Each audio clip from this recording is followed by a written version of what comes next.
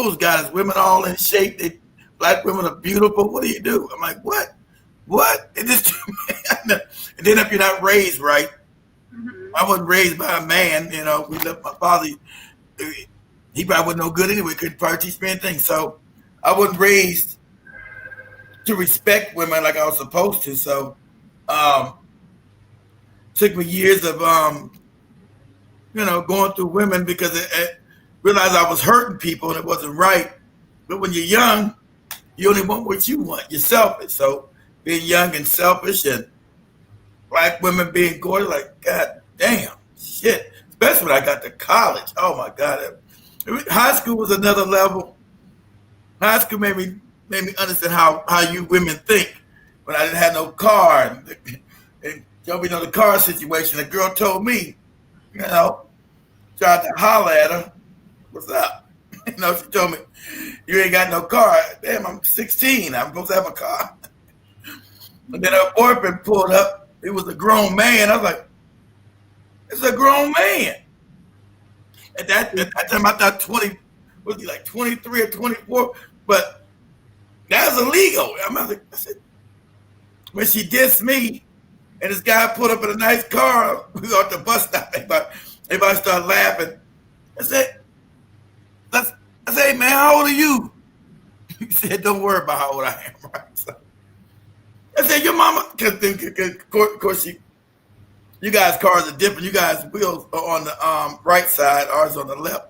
So when she walked around the car, I said, hey, your mama let you date this dude? This is a whole grown man. Your mama know you date this grown man? I was like, what? I was like, wow. I said, Keely, you don't got no money. You're at the bus stop. I said, I'm 16. I'm supposed to have all this money.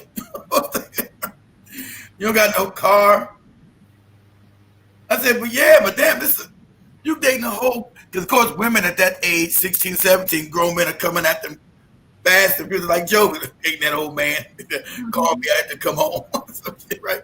They had them young. So I'm young, I ain't know none of this. I said, damn, to me, like 23, 24, 16, that's old. Yeah, you with this old ass man. What you doing? Your parents know you with this dude? They drove off. I was like, man, I feel like wow. So it's about the money with women. You gotta have some bread, some cheese, like big cheese. You got to have some money, right? So that's why. Because the only reason why I decided to do drugs when I was younger, because of women. I said, God damn, I could get women, but I didn't want to go to jail. Like I can't. I'm too soft to go to jail. Can't do no jail. Can't be in no prisons. Can't do no prison time. But I got to get things.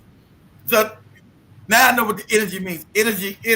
That's why men dress nice to attract women. We were loud to attract women. That's why we have loud cars, and that's to attract women. And I understand. I was a kid. I didn't understand how how female energy works and masculine energy works. Because actually, it's universal. So, but I knew if you had nice shit, you get women. Women come to you. I ain't got to chase them no more. I ain't got to chase them. They'll come to me. So when I was 17, I had a nice car, had all this stuff. Women were coming to me. I'm like, oh man, this is nice. This is how this shit really works. That's how you learn, because when you chase women, guys, that makes you vulnerable. Women, the dudes that chase women get, I don't know, you almost like a sucker. Women want to be chased, of course, because that's their nature. But I found out that women like bad dudes. Women like the bad boy. Women like the bad. What's going on, Emil? Women like the bad boys when they because they find excitement. They don't like the good guy. They like the excitement. The bad guy is exciting. The stubbornness. It's kind of exciting. Yeah, well, stubborn, whatever it is, but that's what they prefer. So when you be too nice, I found out you be too nice. You're taking people on trips all the way home. That don't work. You're trying to be the nice guy and be good to somebody and trick somebody. that means nothing. It means nothing. You say, yeah, okay, I'll be nice. I'll take you all the way home and spend all your money, take somebody home trying to be nice. You the sucker. You got played as a sucker. You like you sitting around, wow. Motherfucker don't invite you in to meet their parents or nothing. You know, whole at that time I never been in the South. You know, I live in the South now, but then I ain't know about North Carolina, South Carolina. I never been in the South in my life. Like, and so, and the accent was so bad, I didn't know how to get out of it. I said, hey, how you? Okay, keep that. You know, somebody give you that fake hug. Mm-hmm. Don't get close, they give you that fake hug. Like, I said, this bitch didn't do me. And my mind already. I said, this bitch didn't do me in the friendship zone. Once you get in the friendship zone with a woman, you can never get out of it. Once you're there, you can't get out. When a woman thinks you're a friend, you're done. Is a bad thing being in the beginning, Mill. And depends on how you. Not for everyone, for most women. If you find you a good woman when they're young, it's exchange of energy. I know it's not really right or wrong or good and bad. It's energy. Women, women are more like black widows, man. They're not more like a black widow spider. They'll fuck you up if you don't know how to. It's real. They don't. If a woman, Okay. I'm, if a woman thinks they have power over you, they will abuse you. They just will. You've been a nice guy. They don't feel. They won't feel. yeah. They feel, Disagree to everything. Why? When you agree to everything, especially. yeah, they feel that you're weak. They feel like you're weak. Even though you're sincere, you really care about them. You really care about. Them. But they don't. Their nature is different. Like it's just they'll find you weak, and I had to learn that. It's the young women that like those kind of guys because they tend. Yeah, well, of course, the immature emotions. They're growing up. They're 19, 20, 21 years old. And at that time, like a Jovi, they're beautiful at that age. They're gorgeous, like black, gorgeous. They're like, but they're high peak. They're gorgeous. So, especially if they're like a beautiful woman, like a Jovi, anybody like beautiful, they're going to gather a lot of attention. So, it just go. They don't have to settle for the nice guy. They got. Imagine being a good. Imagine how hard it is for a good-looking woman at 19 and 20. You know how many dicks are coming? Like, hey, get my dick. Want my dick? They blocking dicks every day, right? Blocking this, blocking them. Get out of here. Get out of here. Just blocking. The attention on them is just overwhelming. But yours more. She would want. She wants the good. Yeah, she wants the good guy when she's in her 30s, though. And so that's true. Just like an NFL coach afraid to kneel during the national anthem. Yeah. So, I don't really. I don't think like for me. I want a bad guy. When you say a bad guy, it's not like a bad guy. Bad guy. Someone who still understands how to be a man, but you also know how to take charge and say lead. You're not just gonna. Because personally, I've dated a nice guys, and I don't. I'll end up breaking up with them I because know exactly. I'll just call it quits myself personally, not even them. I'm just like, nah, you two. Why you agreeing to everything? Why That's you right. you're not even trying to object anything? They're Like you agreeing, just they're agreeing, they're agreeing, they're agreeing with you. And listen what Joby said. They're agreeing with Joby because they're scared to lose Joby. And by doing that, they end up losing her anyway. See what I'm saying? That's how vicious the cycle is. They want to agree with Joby because they want to please her. They don't want to lose her. But in her mind, like, this motherfucker, get out of here. So by doing what they're doing, they lose her anyway. So that's the thing. You can't always be agreeable. Sometimes you gotta be like, women like, especially when they get like the young, like they like when you like, fuck out of here. I'm not doing that shit. Who you talking to? Right? They like that. For some reason, it's not really being mean. But exciting. you know, It is exciting. you as black men have a start leading worldwide. Have a what? A head start? You mean? We as a group are filling our women worldwide. Well, well worldwide we're weak. We're weak. We're considered weak men. Exactly. So that's just right. Worldwide. Worldwide. That's why I said, how can a woman? No one respects black men globally because how can a woman go to these Arab countries being abused? You wouldn't do that if you knew they're men we're going to fuck you up. See, they won't do it to Arab women because they know the Arab man is going to do something about it. So the African man, sadly enough, has not been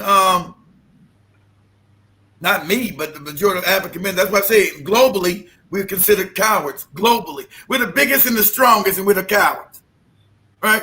Everybody seen in the football games like Sunday night. I actually watched it, right? But, we're the ones, the biggest and the strongest men on the planet. That's a fact. But we're the most cowardly. We're the most less to go to war over our women. So that respect doesn't garner respect. I remember, see, and I'm looking at a lot of TikTok videos, Big Cheese, how you see how the black women are happy. Unlike at my home, they're happy that what's the quarterback's name of the Philadelphia Eagles who won something Hurt. Jalen Hurt, who's from Houston, right? They're so happy that he has a black girlfriend, right? He didn't go to some white woman like all these coons do. And they cheering, and he went back to college and got her. Right? That's someone he knew when he didn't have any money. Yeah, Jalen, yeah, whatever his name is, yeah, Jalen.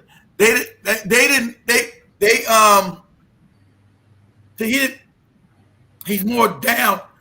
I think they're gonna last because he's more, he's now some kind of famous sports star. He's more humble. He went back to college to get her because she's with him when he didn't have shit. See, and then the problem listen, their whole society has messed us up. They make us chase these fake money. So women, like I said, we were young. She didn't want me. I'm gonna use myself as experience. She didn't want me because I supposedly didn't have anything, but I'm still the same human being. I said, but the next year I had a car. She wanted to come up on me. I said, nah, shorty, you're too late for that. Now I got a car. Now you want to holler at it. You want to holler at a nigga now? No. A lot of women in America don't want you on your grind up. They want you already at the finish line. So I'll wait till this nigga get to the finish line, then he'll pick me. But I'm not picking you. Because did you struggle with me? Hold on, guys. Hold on. All right, Joby, hold on. All right. Okay, as we wait for kids. So tonight we'll be talking about literally black people because that's basically the pace we are on. Shall be talking about how black people made America great. As Trump talks about making America great again. Shall talk about how black people made America great. Yeah. So, okay, all right, I'm back there. So, just like when Big Cheese was making all that money, right? Mm-hmm. He's probably down low because he was making way more. He was in longer than me. I only stayed a couple years, and I was like, nah, I can't go to prison because I was planning to be a lawyer. You can't be a lawyer with a criminal record, so. Right. So they've destroyed our communities, and they're doing it worldwide. It's this capitalism shit. That instead of having love for a woman, you must acquire what things to make sure you can. We always do. You're supposed to take care of your woman. That's your job as a man. We get that. But now women's wants are so out of control, especially in America. But it's happening in Africa. I hear Joby and Shamani talking. It's the whole thing is an app, right? It's because you must have all this shit to even be with a woman now. It can't be that I like you, that I'm building myself towards something. Because when a motherfucker's a bum, he's not going to do nothing. He's got potential. But see, that woman that Jalen is with, she was with him on the grind up.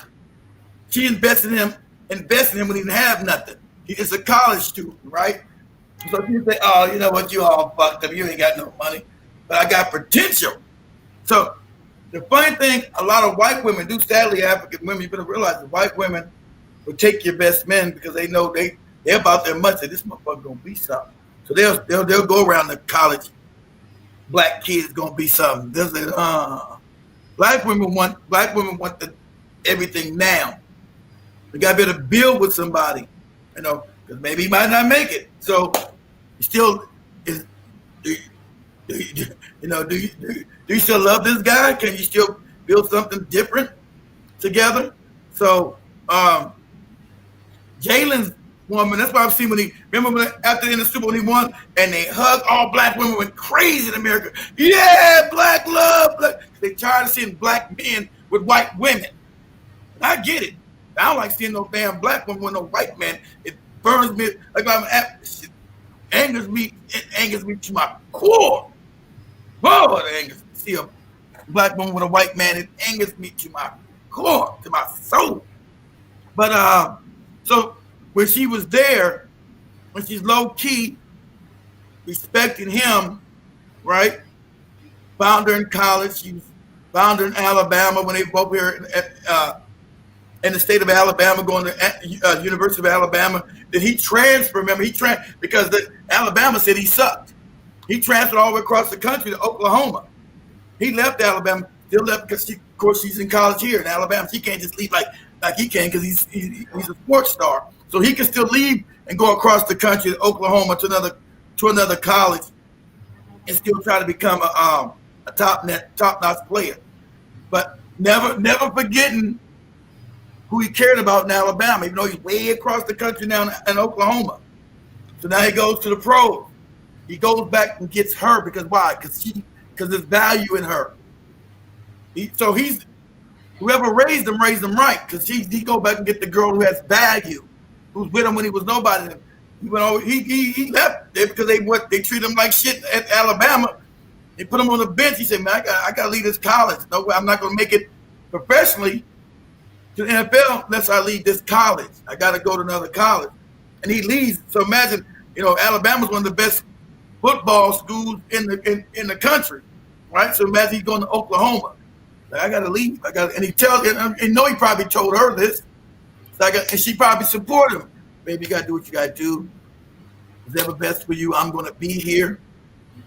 Our life is not going nowhere. Go to Oklahoma. Do what you need to do to better yourself. So he goes to Oklahoma. He gets dissed in the draft, right? Comes up in the draft. They don't even want him. He goes late in the picks of quarterbacks, right? He goes late. After he gets picked, where's he go? Goes back and get her. Because he's not going. Now he's famous. Now all his money's coming in, right? These other bum women only want him because he now got money and he's famous.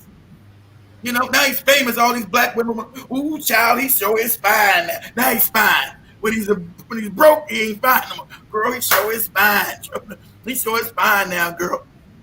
Fuck them. He goes back to college and gets her because she seems that that's the valuable woman. Like I was able to teach my children. No value when you find a good woman. Don't find people now because you made it. Find a woman who's on your grind up. That's the one you keep. Because she's the one knew you when you didn't have anything and she seen value in you. You go back and get her ass. Fuck these people when you made it. Ooh, they just love you now because now you got money. Now you're a millionaire and people know you and you're famous. Leave them women alone. Those are fake. Go back and get the woman you knew when you were broke and didn't have nothing. That's what we went back and got, and she's been there, classy, young black woman, keeps her name, no drama, keeps her name out of the, I'll give Joby that. Joby keeps drama down. Joby doesn't like tell her business like that girl. That's the kind of woman you want. Don't want your business in the streets and all crazy. That's what you really want. I'm bad at it, but you want a woman that keeps your business out of the public eye. You don't want your business in the street for everybody. And that's what he's lucky to find. He's found a really classy woman, and they've been doing charity work. So they built a charity organization together, and they go back and give to the poor community, building schools and black communities. So he found them the right one. And I really hope they last like the mixed dude, that's what they do. So understand they get your genetic because the other quarterback on the other team, Mahomes, his dad's black, his mama's white. He goes get him a white woman, and his kids are white. See, they got black genes, so now they're gonna be able to sustain that line through his black genetics, and they'll be white. That keeps them alive. That's what they've been trying to do, get black genetics to keep them living. So, but that's just you guys come and say come real quick. Say, why do you teach our women to want men with a lot of them? Of course. But why do you make sure the black men can't obtain? Exactly. We run the bottom financially. Exactly. We can't obtain the same kind of, especially in America. I think Africa you could if you got just a little bit of investment because Africa's the future. I tell you. But America, you're right. We can't obtain it not legally. We got to do illegal shit to get that money. The most money I've ever made in my life, I was a teenager selling dope, doing illegal shit. I was making all that money because I was doing illegal shit and get me locked up. Right? It was illegal. Right? There's no legal avenue for most black men to obtain success because they've shut that down. They blocked all those avenues. We're talking about DEI hire and all this crazy shit, right? Yeah, you're a DEI. They blocked all avenues to make sure you can't get a good education, make sure you can't obtain college. And then if you got the jobs, they own all the businesses. We haven't been allowed to build businesses in the last 250 years coming out of slavery. And the business that we did have, they burned down to the ground. So we always starting at zero. So every black child starts at zero. We don't have wealth to pass down like they do because we built they built their wealth off of our backs. And family, you're never going to get reparations in this country ever. I don't care what this fake Tariq and these fake Jason, but these crackers are never going to give you no money. I'm going to be honest with you. Stop thinking you're going to get. How's the most wicked, the most evil motherfuckers on the planet gonna give you money? They want that wickedness. They're going back into it again. You're not gonna change them from being wicked. Times change. They don't. They're wicked by nature. Wicked. Remember, you see them getting all mad about the Super Bowl. Oh, it's the worst Super Bowl all the way. It's the worst. Motherfucking ain't the worst Super Bowl. He's in the midst about. Let me tell you, white people, bitch you. Kendrick Lamar was playing right in your fucking face. He was making fun of you. You understand the symbolism? He was calling you fucked up on the biggest stage in America. That's the biggest stage in your face. That's what he was doing. He was showing you don't understand. You were living with so much privilege. A lot of white people didn't get it. I get a lot of white people on TikTok. They understood what we were doing. He gave you Samuel Jackson was playing the black Uncle Sam, which is America, means symbolizing for America. He was telling Uncle Sam in that thing when Kendrick Lamar was being what? We got to codify that stuff. So Uncle Sam, Kendrick, stop it. You're being too ghetto. You're being too black. Stop it. What say, Joby? Yeah, you also added too loud. You're being too loud. Too loud. Because we know as black people globally, we can't be too loud. We can't be black. We can't be happy in our own blackness. Because it offends white people. Like Joby said, we make them too comfortable. So Sunday night they were uncomfortable. I'd be like, whoa, what is this shit I'm watching? Oh, they were uncomfortable. And he was explaining to you that we have to code switch to be around you, but now it's our time. That's why he said it's our time. They didn't even understand that. That's why you're dying out. Okay? It has nothing to do with the policies. The earth is getting rid of you, bastard, because you're wicked, you're evil. The earth, nobody doing it. We're not hurting you. We're not hurting your birth rates. You've been trying to wipe us out. Black people have done nothing to you. All you people got declining birth rates. The Chinese, East Indians, Caucasians. Oh my God, a birth rate that's normal is the African woman on the continent. I'm not even here on the continent. See, and that's not our fault. That's why I'm mad about my home giving this black DNA to this white woman, having these white kids, allowing them to live longer. Because got now African genetics posting through these white babies. And they got mad. Oh, it's so black. Where the black? Do you white people get mad during the Super Bowl when they have like the Rolling Stones or Def Leppard, whatever these goofy groups you guys got this horrible ass music? They be all white. You don't ever say those are racist. That's a racist, and I call Stu Punk racist. This anti-white. How's anti-white? Because we got no white people there. That's our culture. You don't get to gatekeep. You motherfuckers. Stu, didn't you try to be a rapper? You're no good at. You try to come in our culture. I told these white people, you don't let them in our culture. You wanted to be a white rapper, but you suck. No one wanted to make you another Eminem, and you mad. But you wanted to join hip hop culture. You were a rapper. And you stank, you sucked. Now you're mad about us gatekeeping the culture. When we have white rock groups up there, Anybody mad that don't be nobody black? No, you don't say, oh, and if anybody black says, man, this is anti-black. What do you mean? What do you mean? These are white people. Hey, you stop being so sensitive, you black people. Stop being this. You've been savages for so long, and you know things are changing. You have a, no matter what, Trump is not going to save your empire, morons. America is collapsing. Okay? With this came your privilege. You had privilege for 500 years. Things work in cycles, dumb. It's not linear. I know you've been told a lot of lies that you rule the world, all this shit. Those are your people lying to you. I'm sorry. I didn't do it. Your people lied to you. Time is linear. Cyclical, not linear. Things work in cycles. That's your time to go back down. I don't think you're ever going to come back up because you're going to be wiped out in your genetics. I'm not. Don't blame me. Blame the creator. Okay. Blame your fake. What you guys want to talk about? Your Jesus, your fake white Jesus. Blame him. I'm not the one wiping you out, getting rid of you. But you're not going to have enough to do any wars or all the trouble on the planet because of you, savage motherfuckers. You don't want to deal with nature. You're unnatural to the planet. That's why everything you do is unnatural. Okay? You ones with the GMOs. You ones with the destroying the planet. You don't have a symbiotic relationship with nature.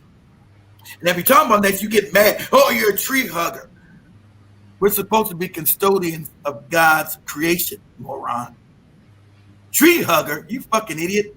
You're supposed to be a custodian of God's creation. You're not supposed to destroy it. But in your wicked ass mind, your profit, your fake system, your fake capitalism, all these isms, guys, they created fake capitalism, the fake socialism, and the fake goddamn all of it leads back to the same place. Mutualism. Every time because they're naturally wicked. Everything is unequal and unfair. That's the system. And they're supposed to be on top. Well, let me tell you, you're mediocre. You're not going to be on top. You would savagely create a system that puts you on top. It wasn't natural because every natural system you lose. If everything's equal, that's why you're so angry. Why you're so racist. That's why it makes somebody so racist, so angry. You lose in any equal system, you lose. You're talking about black people with the lowest IQ. The highest IQs, guys, even though it's a fake system, I don't even believe in the IQ. That's your system to gauge the person's mind. But the highest IQs are black people. Okay? The 3 highest IQs are 3 black children. Today. You on BitChute? Look that up. You got your high IQ. So this is gonna mess up your mind. You say, oh, but these are just anomalies. These are just 3 the 3 highest IQs on the planet are black children. I think it's 2 black girls and 1 black boy. Look it up. So that destroys your IQ that black people are just stupid, inherently dumb. The highest IQs on the planet today. Okay? I'm gonna make you understand this. Because you got your fake IQ test. This is your fake IQ shit you like. Stu loves to do that. Yeah, black people got low IQs, all that fake shit. Like 3 highest IQs on the planet are 3 black children, 2 black girls, 1 black boy. Tell me I'm lying. Look it up. Tell me I'm lying on BitChute. Tell me I'm lying. Tell me I'm lying. Okay? So any playing field is equal, whether it be sports, intellectually, you lose. You lose every time. You lose. You lose, you lose, you lose, you lose, you lose. So you create a system, but it's coming to an end because all systems don't last forever. Okay? You create a system that puts you on top because you were more savage, more brutal, more wicked, more evil than anybody on the planet. That's why you want to erase your history. See, black history, you want to erase that because that proves your brutality, your wickedness. And no matter what, can you imagine these slaves you had as black people come from Africa and slaves? But get these fake morons on you think they was Indians. Okay, you ain't whatever. I don't get caught in that lunacy. You think slavery didn't happen. Motherfucker, you ever none of you niggas been to Africa. None of you morons even been past your corner store. Y'all impoverished talking this crazy shit on TikTok. I've been to Africa, moron. They know the people were taken away. It's not, they didn't make that up. that goes deep inside their damn community psyches. From Mali, Guinea Faso, Ghana, Congo, Nigeria, and all these other places. They know people were taken, stolen. You had other tribes that even helped white people. These are facts. You had other tribes like the Dahomey tribe over in damn what we call Benin today that helped enslaved African, help the white people enslave us and bring us over here. So I'm not arguing common sense to nobody no more. I don't know slavery. How'd they get them on the boat? How'd they get white people on the boat, dummies? And this is for you black dummies. How'd they, as Joby showed you, how'd they get them white people on the boat and bring them over here and have them go through Ellis Island? How did all them white people, millions of white people came over here after slavery was over? Millions. Because they wanted to repopulate the country and make it white. Okay? Millions. How'd they get over here? On a boat, dummies. How'd they take all these Africans on a boat? I don't believe that could happen. Shut up, dummy. All the history's there. The logs are there. The damn writings are there about people being enslaved. But anyway, I don't want to get too far in that. So anyway, so you've enslaved the people, right? They come out of slavery, you give them nothing. They have nothing. And you still set up wicked-ass laws to keep them enslaved. Because black people have never really been free. Because when they got out of slavery, if they were just walking around, they'd be picked up and taken against their will to some plantation to still work for free. That was your Jim Crow laws that you put here, you wicked bastards. That was your Jim Crow laws that you did. That black people couldn't even be walking around freely. You would take them because it's supposedly black people lazy. You didn't build shit. He wants what you built this country. Told you most of you white people wasn't here. That's just a fact. Africans built this country. African Americans built black, whatever you want to call yourself, built this fucking country for free. Hey, you're welcome. Built this country for free. You're welcome. Even your fake Trump told you that. But they always want to erase history because it shows their savagery. They want to erase all the shit they used to do. Just hang men, women, and children.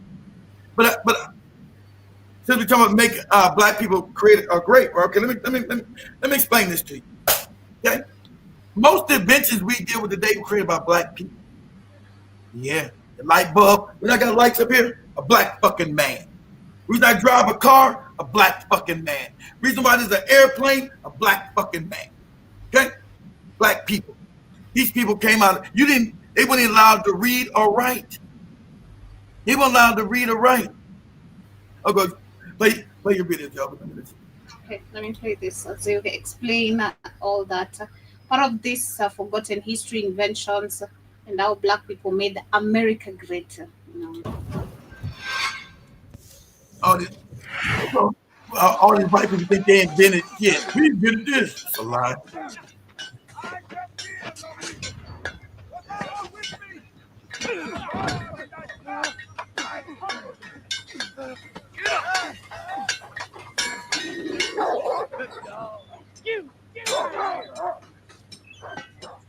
No one contributed more to the building of America than the black man. By the works of their hands, labor, ingenuity, and suffering, the people of color made the Americas great. Although the American and world educational system does little in recognizing these contributions. No, they lied, hide them. However, in the annals of American history, few figures embody the spirit of ingenuity and resilience quite like Benjamin Banneker. Born in 1731 to a free African-American family in Maryland, Banneker emerged as a polymath whose contributions spanned astronomy, mathematics, and literature. Notwithstanding, his most enduring legacy may well be his pivotal role in the design of Washington, D.C., the very heart of the nation. As the young country sought to establish a capital that would reflect its democratic ideals, Banneker's remarkable intellect and vision would become instrumental in shaping the city's layout. Despite the racial prejudices of his time, he would not only challenge the status quo, but would also leave an indelible mark on the nation's capital.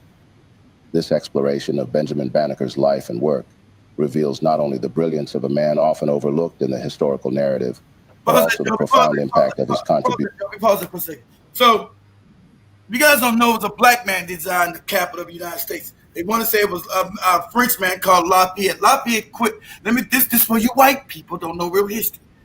You know your name. You know your nation's capital, the capital of the country. Washington D.C. was a black man that designed it. They wanted to give credit to a white Frenchman named Lafayette. Lafayette left the program, left the contract. He didn't do it. Benjamin Banneker did it. And they didn't want to pay him anything. Okay? He designed the Capitol. What you see when you go to Washington, D.C., that's his design. But you'll see everything say Lafayette. Lafayette.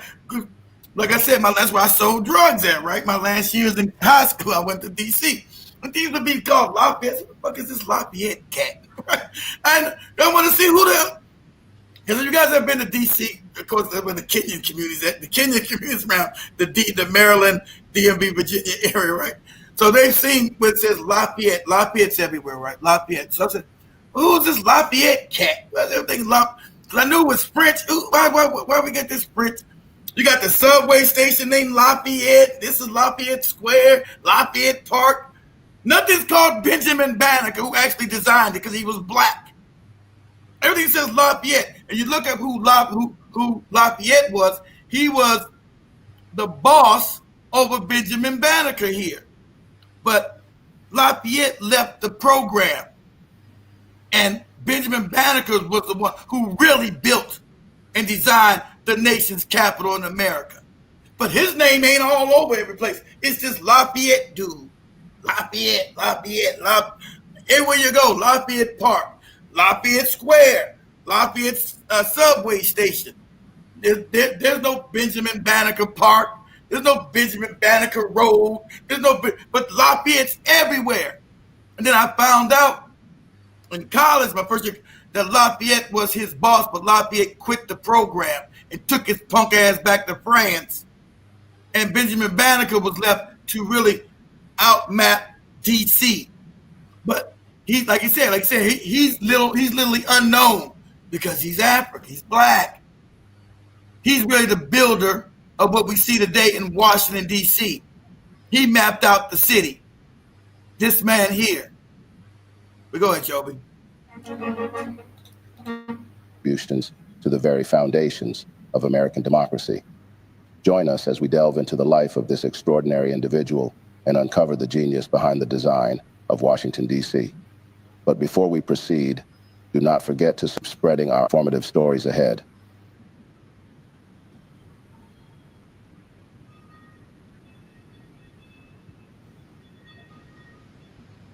Now, to the story of the genius behind the design of Washington, D.C. Benjamin Banneker was one of the first African Americans to gain notoriety for his work and study. He was born on November 9th, 1731 in Ellicott's Mills, Maryland, to Robert, a freed slave from Guinea, and Mary Banneker. Mary was the daughter of an English indentured. He's from a free slave from Africa. His dad was from Guinea. So we know. So all you Indian niggas who said slavery, then Africans didn't come over here. All you morons, you want to say you're black Indians now, whatever. His dad was from Guinea, what we call there, which is right above Ghana, in the Ghana area. That would be Burkina Faso, because all that was called the Guinea Coast. So he's from Ghana, Burkina Faso area. Okay? So he didn't know who his dad was? His dad was an Indian here? No, it's documented. Morons. Go ahead, Joe. Servant named Molly Welsh and her freed slave, Banneker. Since both of his parents were free, Banneker escaped from the clutches of slavery, living on a 100-acre family farm with his parents and 3 sisters. Benjamin had grown up in a stable home where he was able to develop into a learned young man. His grandmother, Molly, taught young Benjamin how to read and to write, and he attended a Quaker school for a short while. Yet essentially he was self-educated and an avid reader who spent a lot of his time borrowing books. As a young scholar, Banneker showed great aptitude for mathematics and science. He would often study the stars and at some point would develop a passion for astronomy. One of his early accomplishments was constructing an irrigation system for the family farm. I want you to know. After his father's death. That's why they want education away from African people to make stupid, because naturally we're the most intelligent people on the planet. Him having a chance to develop his mind, not be a slave and be all fucked up, read books. His mind was going to start working. How do I make things? Because remember, necessity is the mother of all inventions. So since Africans were on the bottom here, you see things would need to be done the necessity would make him invent and have ingenuity. Okay, I can problem solve. There's a problem for that right there. There's a solution for that problem. How can I make it work? That's your nature. They try to take you out of your nature because they're jealous. Go ahead, Joby. Banneker ran his own farm for years, cultivating a business selling tobacco via crops. At the age of 21, Benjamin met a man named Joseph Levi, a traveling salesman, who showed him a pocket watch, something he had never seen before. He became so fascinated over the watch that Levi gave it to him. He took the watch home and spent days taking it apart and putting it back together to examine its components and how they worked. He drew a picture of it, made mathematical calculations for the parts, and worked on building a clock for 2 years. In 1753, the clock was completed. Banneker produced the first wooden clock ever built in the United States. It was made entirely of wood, and each gear was carved by hand. News of the clock created such a sensation that people came from all over to see it and the genius who had made it. As a result, Banneker was often asked for assistance in repairing watches, clocks, and sundials. The clock made by Benjamin Banneker kept perfect time, striking every hour for more than 40 years, until it was destroyed in a mysterious fire. Interestingly, the Banneker Inc. Watch and Clock Company would be named after the 18th century intellectual. This company pays homage to Benjamin Banneker by integrating luxury woods into every watch and clock design. It is one of the only minority-owned watch and clock companies in the world today, and the first company to produce timepieces with the Banneker name in over 200 years. Benjamin Banneker timepieces are original and unique, while remaining on the cutting edge of style and fashion. All of the products include information about Benjamin Banneker's historic accomplishments as a way of educating and informing. However, Banneker never stopped pushing himself to learn new things and new skills. He was on a never-ending quest for knowledge. During the Revolutionary War period, a family of Quaker brothers, the Ellicotts, moved close to Banneker's farm to build their mill. The two neighbors formed a friendship that introduced Benjamin to astronomy. One of the brothers, George Ellicott, was an amateur astronomer and lent Benjamin the necessary books and telescope to acquire proficiency in the science of astronomy. Banneker went on to accurately calculate the positions of the sun and moon. His aptitude in mathematics and knowledge of astronomy enabled him to predict the solar eclipse that took place on April 14, 1789. In 1792, Banneker would begin publishing an almanac that would be widely read and would become the main reference for farmers in the mid-Atlantic states. It offered weather data, recipes, medical remedies, poems, and anti-slavery essays. This almanac was the first scientific book written by a Black American, and it was published annually for more than a decade. However, Banneker's major reputation would stem from his service as a surveyor on the six-man team, which helped design the blueprints for Washington, D.C.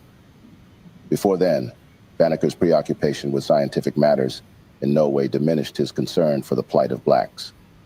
In August of 1791, Benjamin Banneker would send a draft of an almanac, which he was readying for publication, to Thomas Jefferson, the then Secretary of State. He felt compelled to include a personal note.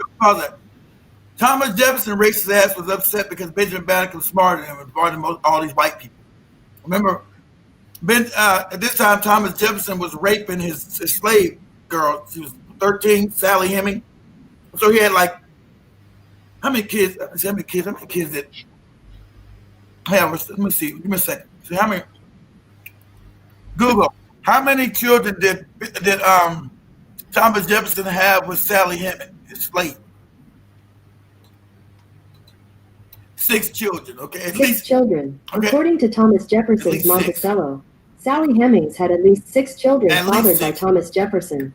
4 survived to adulthood. Decades after their negotiation, Jefferson freed all of Sally Hemings' children. Beverly and Harriet left Monticello in the early 1820s. Madison and Eston were freed in his will and left Monticello in 1826. Now, I'm gonna tell you, that's how wicked I control. He'll sleep. Remember, he even enslaved the children he had with this woman. So he had his own kids as slaves that he took from this 14-year-old. That's right, Joby. Joby's face. So this motherfucker here that he's talking to right here, this Thomas Jefferson was sleeping with the little girl, Sally Heming. Remember, he raped her. Of course, he says a love relationship, denied her, right? So because she was with him until his ass died. And so the kids of Sally Hemings, he kept as slaves. From him, those are his half babies. Right? So they'll sleep with you guys. That's how wicked these motherfuckers are. They'll sleep with. Don't think they're racist because they sleep with. They still want some coochie. I mean, they're not racist towards you. A lot of black women don't seem to understand this shit. That's the nature. So those children were slaves. But the funny thing, remember, half the children pretended to be white and lived their life because they were so light skinned. They lived their life as white people, while the other half lived themselves as black people. So when they came back after 200 years and met each other, one half side of the family was white and the other half was black. They just met like 20 years ago, 30 years ago, because they tried to deny Sally Hemings was even with Jefferson. Remember, Jefferson's daughter's family, his white daughter, right, tried to deny the 6 Sally Hemings kids generation that they were even related to Thomas Jefferson. But of course, they took a DNA test, and all these black kids and half kids all went back to his nasty ass, right? But he was mad because this no good racist bastard. Remember, he's one of the founding fathers of the country. White people love. Hey, white people, this was a wicked ass enslaving pedophile. Your founding father, this Jefferson bastard here. So he was jealous of Banneker and said, oh, black people can't be as smart as him. There's something wrong. They're not smart. Because these white people have always been inadequate, always. So he's one of the people held up. He's on your money. What is Thomas Jefferson on? The dollar? What's Thomas Jefferson on? The $10 bill? What bill is he on? I forgot. $5 bill? I forgot. Let me see what 20. No, he's not on the 20. That's Jackson. Let me see what money is Jefferson on? Let me see. You guys tell me what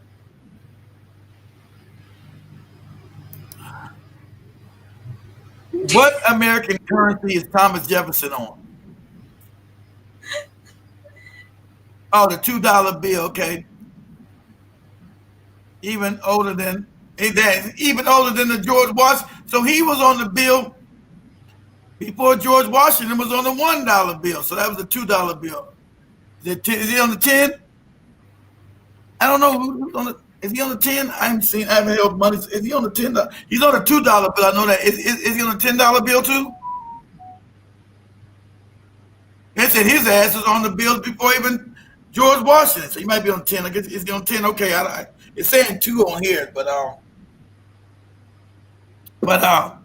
course, you ain't gonna find no black people on none of these damn bills. so racist ass country. So he was jealous of Benjamin Banneker. They just found a hidden room in Thomas Jefferson's damn house. It's believed that he kept Sally locked up in there over 30 years, assaulted her very. Damn, I know.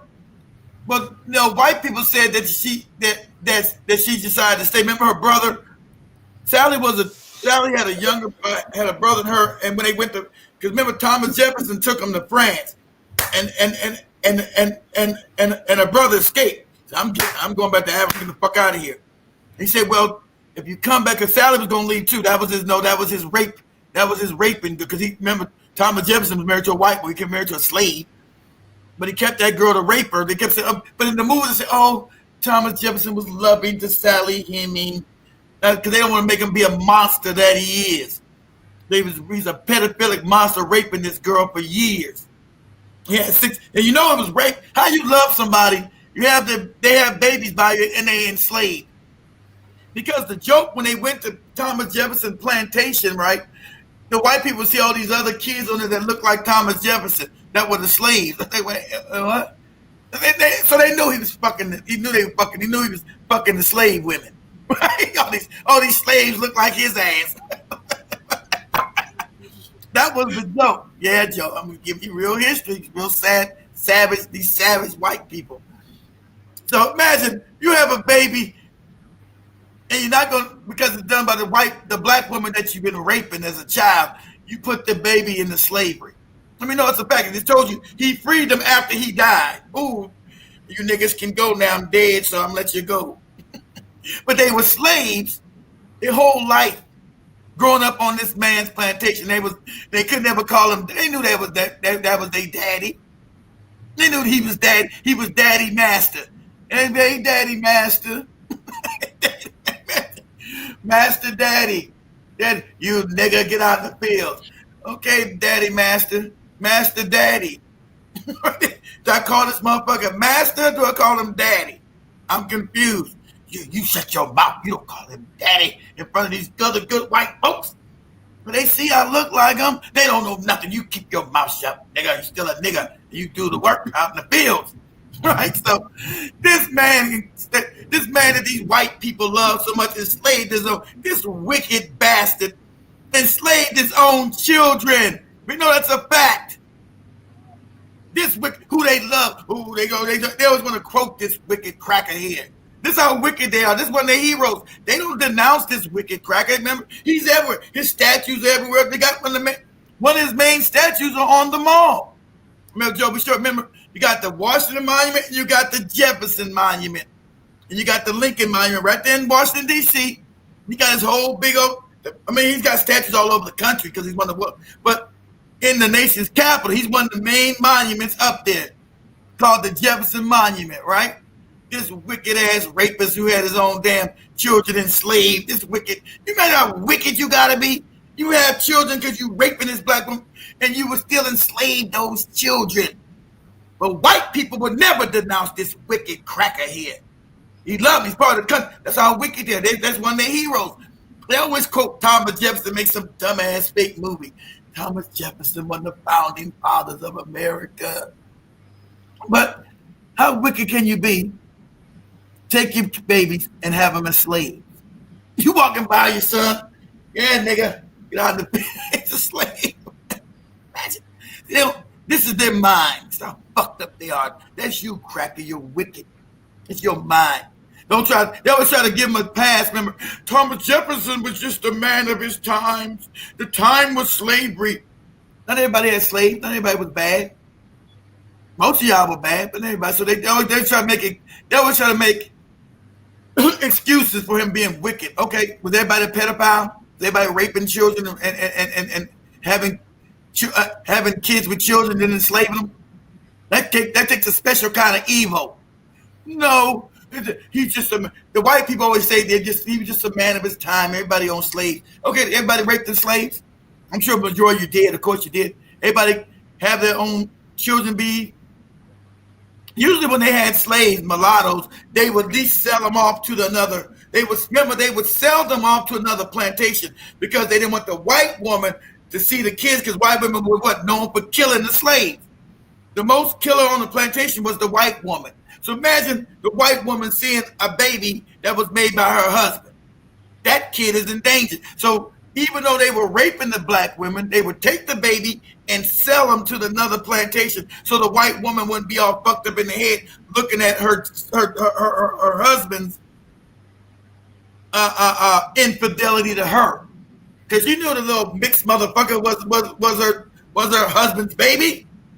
So mostly they would kill it. They would choke it to death or drown it. See, this is real history. So the master would take the baby and sell it. So it would never know its mother. Those mulattoes would grow up without their mother. They would sell it off because the white woman knew that baby wasn't hers and that it was the motherfucker she was laying with baby. And so it would stop her from killing. They made a special law for white women. Because white women were murdering so many slaves because they were the damn mulatto offsprings that they had to make a special law for white women that she wasn't responsible for all these murders that she was doing. Right? These are fact. We're going to go through all this short stuff. So anyway, he was so wicked. He said, no, so imagine his wife, his decrepit ass white woman, walking around seeing all these kids that look like him. Being a slave, knowing he's fucking this child. All these babies, all these house niggas he had, because I don't think he had none of the kids in the field. They were the house niggas. They got to serve the white people and clean up. And imagine she's eating, all these motherfucking niggas look like her husband. What the fuck? Man, your mind all fucked up. What the fuck is going on? He won't sell these niggas away from him. What is going on? Goddamn Thomas Jefferson looking niggas around here. Imagine her psyche. Imagine her mind. Because remember he had a daughter too. Imagine the wife and the daughter looking at all these fucking half niggas running around here looking like they daddy and her husband. What the fuck? This is this motherfucker right here in this picture. This who they love, who they call a hero. This decrepit. Remember, he wrote the Declaration. Who Thomas Jefferson wrote the Declaration of Independence away from to get independence from Britain. So what? So what?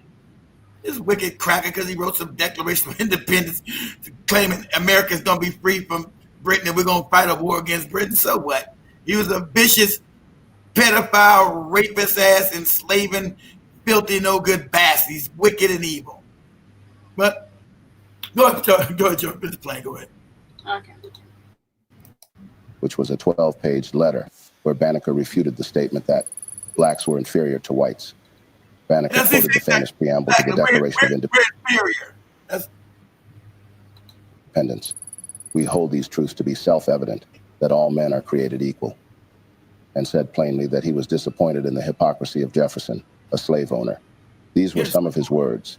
But, sir, how pitiable is it to reflect that although you were so fully convinced of the benevolence of the Father of mankind and of his equal and impartial distribution of those rights and privileges which he had conferred upon them, that you should at the same time counteract his mercies in detaining by fraud and violence so numerous a part of my brethren under groaning captivity and cruel oppression, that you should at the same time be found guilty of that most criminal act which you professedly detested in others with respect to yourselves.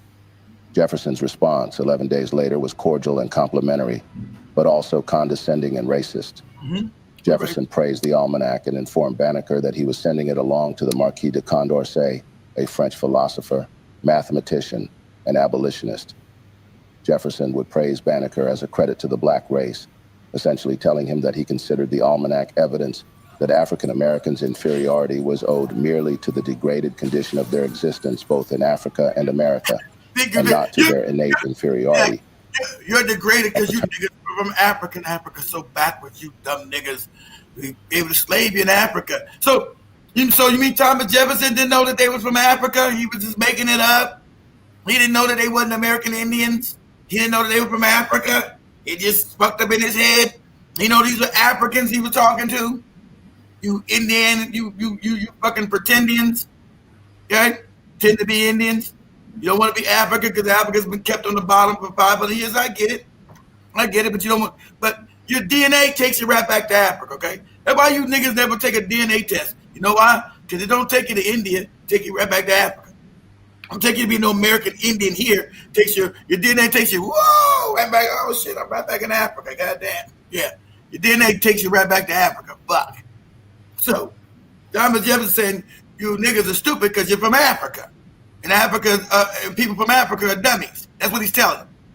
He said, you know, Benjamin Banneker's being nice and polite. Said, you're saying all people should be free, but you're telling me that I'm inferior because I'm from Africa. I'm African descent. I'm telling you that he said the creator of all would not make a people inferior to no one because everything would be on an equal plane. That's what Benjamin Banneker is writing to this wicked ass pedophile. I'm sure Benjamin Banneker didn't know that he knew he was enslaved. I'm sure he didn't know about Sally Heming was raping and all that shit yet. But so you're saying that we're supposedly inferior. How? Because you niggas are from Africa and Africa's all fucked up and you're all fucked up. That's why. You're all fucked up people. And you know, shows that some of you niggas can do halfway good, but you're really all fucked up because you're African. You're all fucked up because you're African. That's what I'm telling you, nigga. Go ahead, Joe. Paternalistic sentiment that was a frequent topic of debate among whites. Banneker was living proof that the strength of mind is in no way connected with the color of the skin. After Banneker's death, Jefferson expressed doubt that a black man could have written the almanac. Yeah, he tried to say continued to own enslaved. He tried to say Benjamin Banneker stole what he wrote. A black man couldn't have did this. Black man couldn't have wrote all this shit here. This intelligence, he stole it from somebody white. This dastardly nigga, he's dastardly. He's a thief. Go ahead, Joe. Slavery in some of his writings until his own death came in 1826. Wielding knowledge like a sword, Benjamin Banneker was many things: inventor, author, scientist, anti-slavery proponent. And as a result, his legacy lives on to this day. What they call Washington, D.C.'s design. Benjamin Banneker was already a practiced mathematician and astronomer when he was approached in 1791 by his friend Andrew Ellicott to survey the land staked out for the new United States Capitol. Banneker's principal role in surveying the new Capitol was to make astronomical observations for which the survey's starting point could be determined. He also used his calculations to establish the boundary points for the district. Banneker was well suited for this role, having already accurately predicted solar and lunar eclipses, sunrises, and sunsets. But his contributions to the creation of the nation's capital would grow beyond what anyone anticipated. When the United States officially adopted the Constitution in 1789, there was as much debate about the location and shape of the new federal capital as there was about the other affairs of the new. At that time, the capital was in what? Philadelphia. Shout out to Philadelphia, who just won the Super Bowl. So at that time, the nation's capital used to be New York. At that time, it was down in Philadelphia. So they wanted to make because remember they didn't want the capital to be in any other states that they had at the time. They wanted to make it separate from any. So no state like a Maryland or Pennsylvania, New York could claim the capital. They wanted to make it its own section of the country by itself. So they decided to take part of Maryland and part of Virginia and eke out and separate it and call it its own place. Because remember, the nation's capital is not part of any state. It's by itself. It's separate. Doesn't sit in Maryland, doesn't sit in Virginia, doesn't sit in Pennsylvania. So at that time, the capital was in Philadelphia, right? Shout out to the Eagles who won the Super Bowl. So they wanted to move it from Philadelphia and make it its own autonomous area, not subject to any state, because the federal government was going to be over all the states. So it wouldn't be no state telling them what to do, how they, you're in this state, you're going to follow the state law. No, because it's going to be federal. It's going to be over all states, right? So go ahead, Joby. Nation. The argument over its location, whether it be Boston or Philadelphia or New York, was so vehement that some feared it would shatter the unity of the young republic before it got off the ground. It's going to be Boston. Even before the location for a new federal capital called for in the Constitution was settled, Pierre Charles L'Enfant would write to George Washington with a request to be commissioned to design the federal city. I told you, L'Enfant. Told you this cracker here. Told you him. So wherever you go, I told you find L'Enfant everywhere. You find his name everywhere. So this French cracker, I know this is going to show this. Dr. Joby. I know this is going to show this in this document. Everywhere you go, in DC, you're going to find L'Enfant Square, L'Enfant Park, L'Enfant this. After this dude, he didn't build shit. He left the contract. Go ahead, Joe. I'm going to be going to say that. Go ahead, Joe. Be granted his wish when Congress would pass the Residence Act of 1790, which set the permanent site for the capital on the Potomac River. L'Enfant, who served under Washington during the Revolution and was a successful civil engineer after the war, would develop a grand design for the capital. L'Enfant's plans were well received, but he proved to be extremely difficult to work with, arguing incessantly with the commissioners in charge of the Capitol project. He frequently stepped beyond his mandate in budgetary and design issues, and Washington begrudgingly relieved him in 1792. And L'Enfant left. He left. But him being white, he got all the credit. He was dismissed. They got rid of his ass because he was fucked up. Right? But you wouldn't know that going to D.C. His name is every damn where. And you don't find Benjamin Banneker's name no damn where. This cracker who left, they got rid of him. Hey, you fucking up. You got to go. They got rid of his ass. Hey, listen here, you fucking up. You got to go. But his name is every damn where. You've been to the nation's capital in America, D.C., that cracker's name is everywhere. Go ahead, Joe. Project. He took all the designs with him, leaving the project in disarray. Yep, to go to Unsure of how to proceed, Ellicott and the other planners feared that they might have to start from scratch. According to writer Gaius Chamberlain, Banneker surprised them when he asserted that he could reproduce the plans from memory and in 2 days, and did exactly as he had promised. However, using his meticulous memory, Benjamin Banneker was able to recreate the plans. His mathematical prowess filled the void, providing the precise calculations needed to translate L'Enfant's vision into reality. So he did. Is his name on all? Why is his name on all of it? Because he's the one who did it. Why is his name in all these buildings all over the goddamn DC? Right? This is his shit, but it's Lafayette shit everywhere. That's how deep that racism goes. Lafayette had nothing to do with building DC. Benjamin Banneker did. But his name ain't no fucking where. They gave him a high school. We do got a Benjamin Banneker High School. I remember that. I don't know if it's even there no more. But his name ain't on the building of DC because I knew it because being in school. They said, no, a black man built, designed DC. I was like, what? They said this Lafayette cracker did. I said, nah, he didn't do none of that. He left. Like they told him, he left. Benjamin Banneker, a black man designed your capital. You racist crackers, a black man. An African man, family from Burkina Faso, Guinea, and Ghana region. You okay? A black man from Africa built your shit. Your nation, you're so ingrained with Africa, your hate is so crazy. It's a black man who's responsible for your fucking capital. An African. His daddy was from Africa. Okay? From there, directly. His daddy. Okay? So even your capital is African. I know you. I'm waiting for all your racist comments. Come on. That's I'm trying to check on the comments. Wow, okay. He's still over the. Okay, we come. He's all over the state of Pennsylvania as well. Wow, wow, I didn't know that. Jibber jabber. Go, Joe. You can start with the comments. And I'm saying I was checking if there's any comments on BitChute and Rumble. I see not yet, but let me continue. Washington, D.C., with its grand avenues and buildings, was completed and stands today as a monument to Banneker's genius, a black man. Although there has been much controversy over the years about whether such an event actually happened. Some historians claim that many of the facts about Banneker's life were embellished or mythologized, leaving the fact that he was able to reimagine L'Enfant's plans in dispute. Black man is all imagined. Others have theorized that it was Andrew Ellicott's brother Benjamin who aided in redrawing the plans from memory, theorizing that Andrew Ellicott's brother was confused with Banneker because they shared the same first name. Oh, please. In the final analysis, they try to get a credit to a white man who had the same first name. They're not confused. They know damn well the lineage of his history, things he did show, it's him. But white people try to take credit for shit because they're mediocre. What they do. Go ahead, Joker.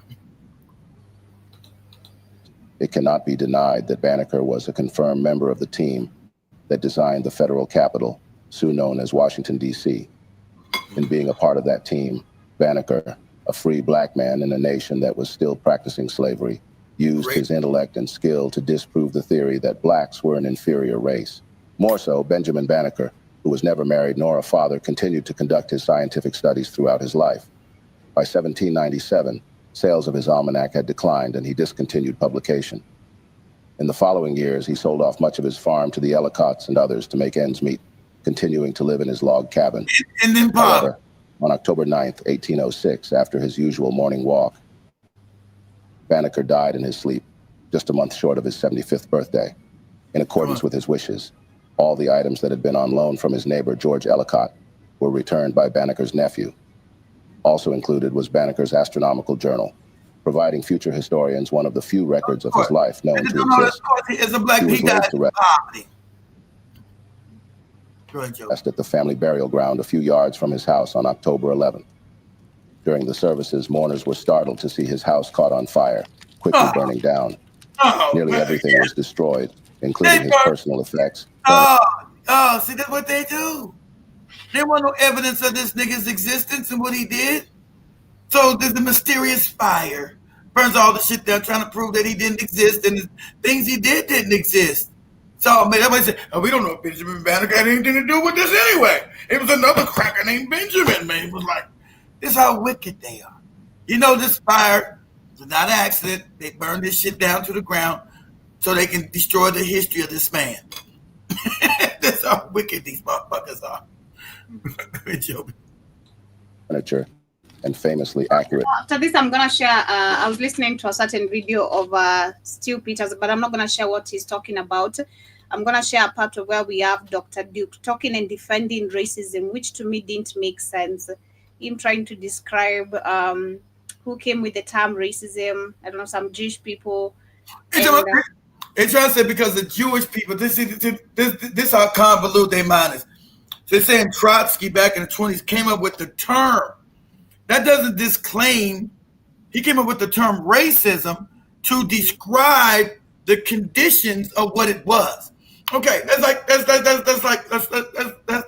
like me saying black people should never came up with the word prison because there was no prisons in Africa. So now that the white man came and created these prisons in Africa where they were locking up black people, they had to come up with a term to name what was happening, the conditions. So the term prison is for the condition. Doesn't make a difference that it doesn't mean prisons didn't exist. Doesn't mean racism doesn't exist because they defined the conditions, Joe. But that's what these wicked crackers trying to say. Oh, it was a Jewish man that came up with the term racism. He was defining the conditions. He was naming what was happening. He was putting a definition to the conditions on the ground. It's not real because he just called it that. Just because we were treating black people like shit and raping them and fucking them up, there's no name for that. It didn't happen. He just defined what you were doing. Doesn't mean it doesn't exist. That's how convoluted the cracker's mind is. Doesn't mean you weren't doing it. He just put a definition to what you were doing. So he defined it as racism. Systematically abusing another people. It doesn't change he just defined the conditions. They must say, well, since he made up the term, it doesn't exist. What? He was defining the conditions. That's it. So all he did was put a name to what was happening. Mm-hmm. That doesn't mean it didn't happen. He said, oh, that's what these white people try to go to since they're so wicked. He made a name to it, and so it really didn't happen. It doesn't exist. It's a made-up name. He put a name to the condition. You get that, white? That's how wicked you, mother. You guys have a suspension from reality. He's just defined the conditions of what you were doing. So the conditions were still happening. He could have named it anything. He could call it backism or my mindism, my headism, whatever he called it. It was just to define the conditions of what was going on. Just because he defined it doesn't mean the conditions were not happening. You trying to say he defined it, so it's not real. It wasn't not happening. Exactly. I bet you watched the video already? No, I didn't. I knew where they were going. I see. No, I haven't seen. I don't know.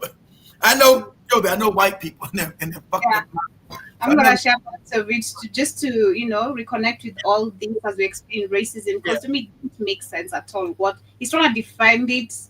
Yeah, they're trying to say it really came from the Jews. Jews were trying to say the conditions were still such, burning down people's homes, bombing black people, raping them, killing them, fucking hanging them, taking out their body parts and putting them in jars and eating them. That's called racism. He just defined the conditions.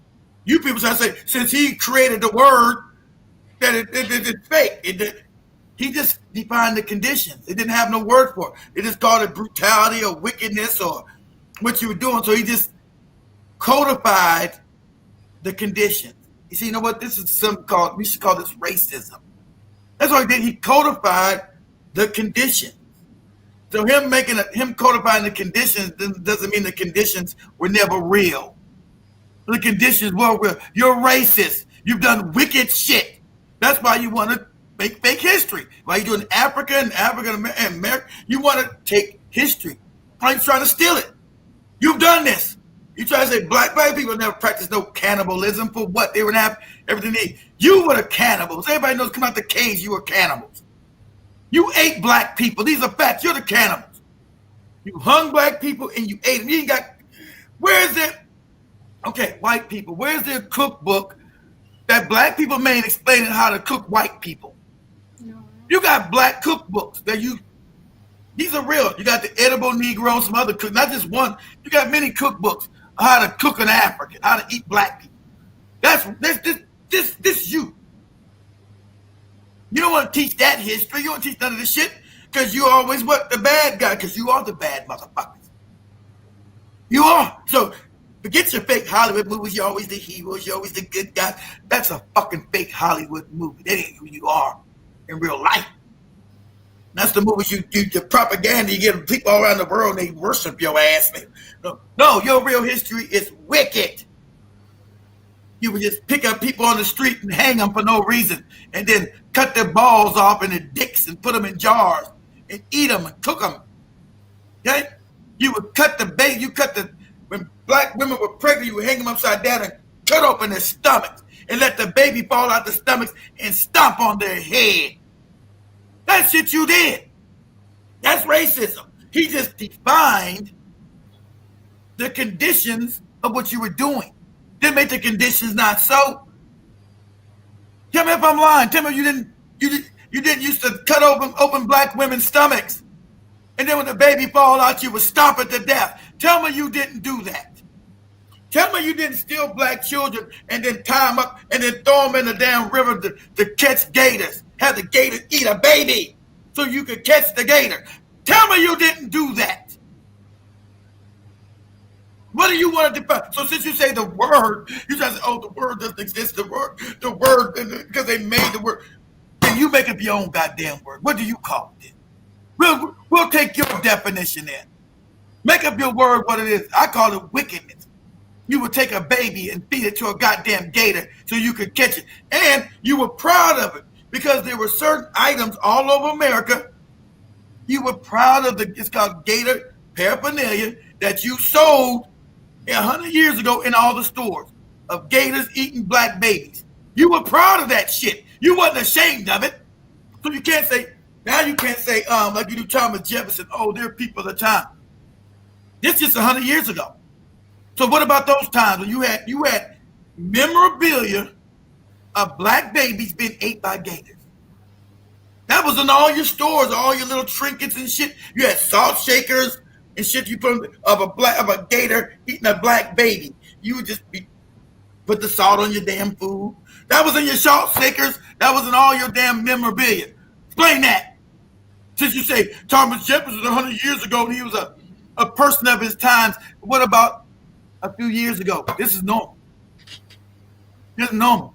Okay? Explain that to me. Since you say people of their time. What do you call that? Okay, we won't call it racism. Let's make a new definition. I call you evil, wicked. Okay, we won't call it racism. We call it what it really is. You're wicked. You don't want to use that term. I won't fuck racism. As a people, you're wicked. You've done it in South Africa. Wherever you find crackers, you're wicked. Everywhere you go, you've been wicked. Okay? Let's don't call it race. Let's call it what it really is. Wicked. You're fucking wicked. Let's call it what it is. Let's call it, let's call a spade. I won't call it racism. That's too easy. That's too soft. Let's call it what it is. You're wicked and you're evil. Let's call a spade. You try to say, oh, because he made up the term. Term was just a definition to explain what you were doing. Do this for me, Joe, real quick before you play the video. Look this up. Right. Say images of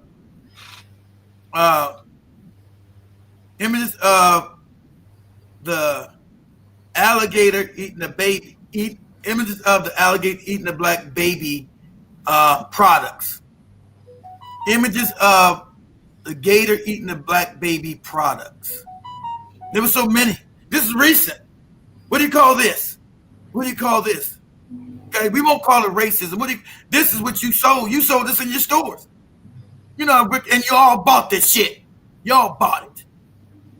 You're not gonna keep this in your history no more because it makes you look evil. That's what you are. You're wicked.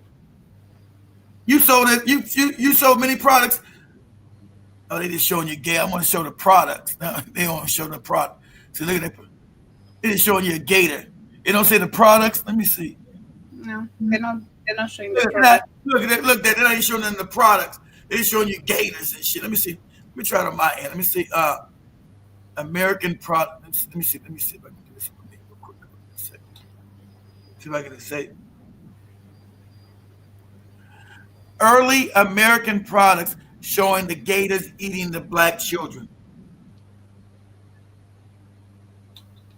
How much images? Okay, go ahead and see here. Okay, here we go. Let me share my screen real quick, Joby. All right. I had to phrase it a different way. Let's see. Let me share my screen. Okay. I want you to know, stupid. What do you call this, you wicked cracker? Okay. What do you call this right here? This you people. You had many products right here that all you white people loved, showing Africans getting eaten by gators. So many products. They ain't gonna show all these products here. This is just one. This is the little African. It died. So this was throat drops. See, these were throat drops that you put in your mouth, to help your throat. My sore throat I get for yelling. These were products sold in the stores. What do you call this, Stu? I won't call this racism. I'll call it what it is. Wicked, evil, Scarlet. Okay? You would buy this in the store, Joby. Ooh, and these are mouth drops, Joby. Cough drops. Okay? This is the branding right here, Joe. This is the branding right here. What do you call this? Huh?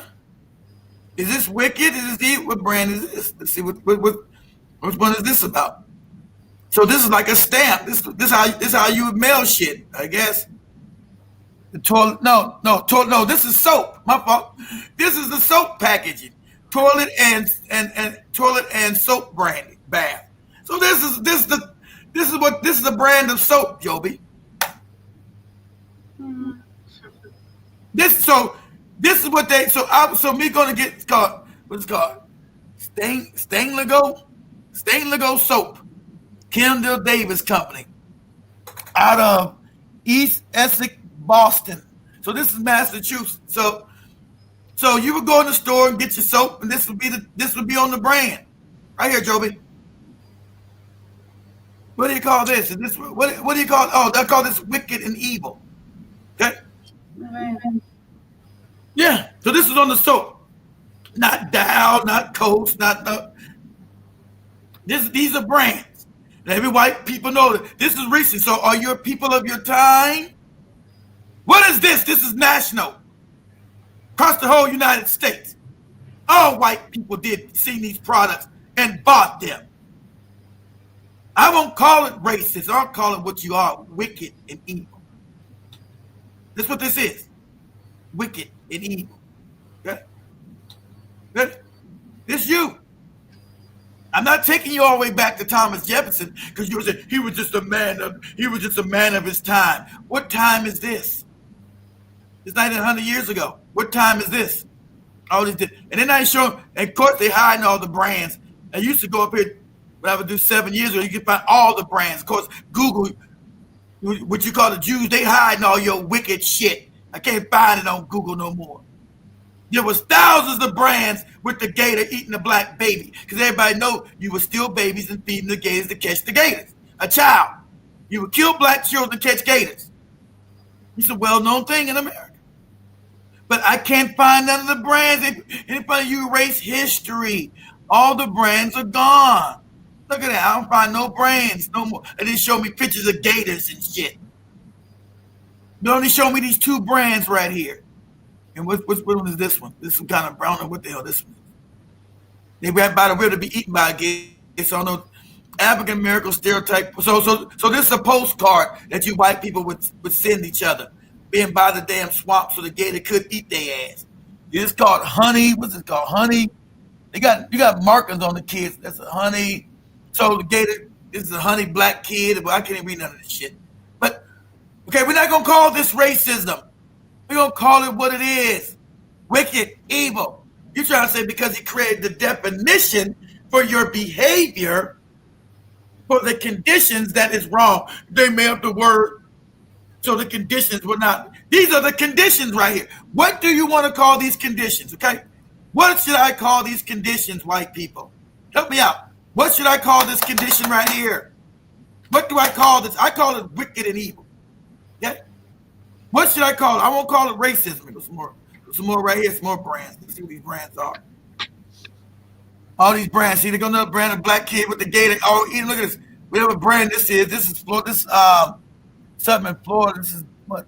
Diary Prayer, Florida. I don't know what none of these brands are for. This is some brand. These are all found on products, right? African kids buy gators every time.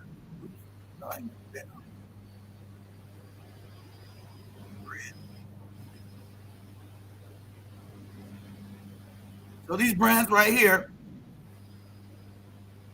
are gators eating children. They don't show you most of them no more. See, they got the black kids with the gators right there. So they know what this was about. Why would you have a gator by black children? Huh? And they won't show you the brands no more. Babies used as alligator bait in the state of Florida. 5 Negroes involved in stoke cases, whatever. But this is written out of Chicago way back then. What years is? Anyway, these are all these damn it was just Florida, Georgia, Florida, Louisiana, where we got gators at.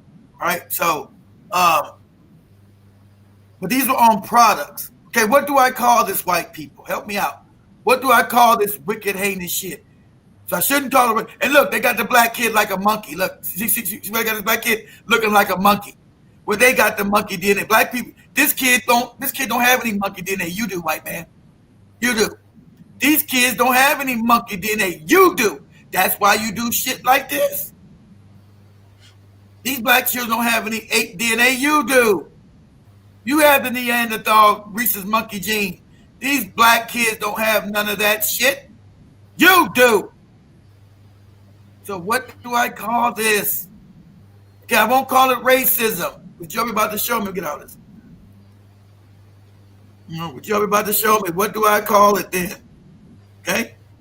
They made up the Jews made up the term racism. Okay, were the conditions real or not? You're trying to tell me because he made up a word, those conditions weren't real. Well, go ahead, Joe. Okay, just a minute. Let me see. The minute I correct. Dang, you about to elect a Negro? Big Cheese, I read the comments. Go ahead, Joe. See, and this racist is mad. This racist man, you got David. This racist is mad right here. He talking to this racist ass stupid wanted to be a rapper, but he's stuck. You hate black. See, I told you, don't never allow these people into your culture. Understand?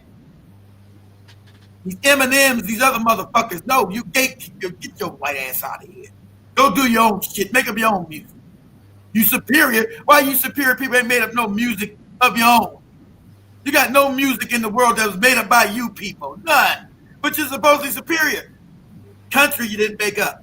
Blues you didn't make up. Jazz you didn't make up. Rock and roll you didn't make up. R&B you didn't make up. Rap you didn't make up. What did you create since you're so intelligent? So go ahead, Joe. Let this racist ass cracker talk. Okay. It fears the most. The truth. The truth. The truth, and the truth is the world has a Jewish problem. That's true. The truth is America has a Jewish problem, and we need to work toward a Jewish solution. And so I'm not going to keep him.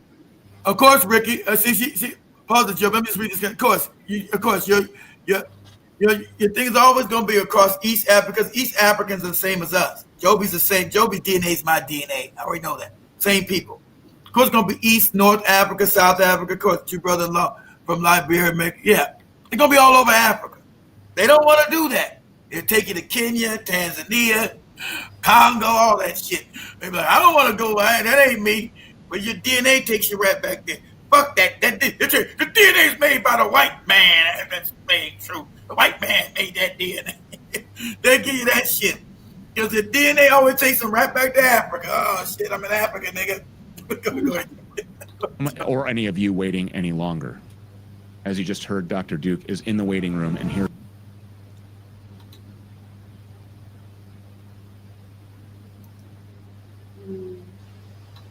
Where's my internet password? It's okay, Joby. It's okay. No, you just couldn't wait.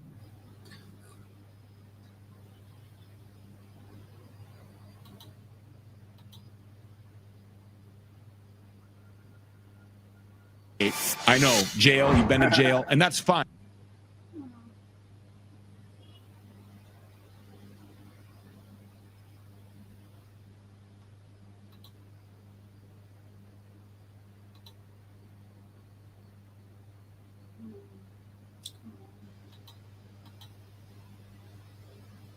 It's not even long. I just want him to say whatever you need to say. And because Okay. you're here to be spotlighted. Thank you so much.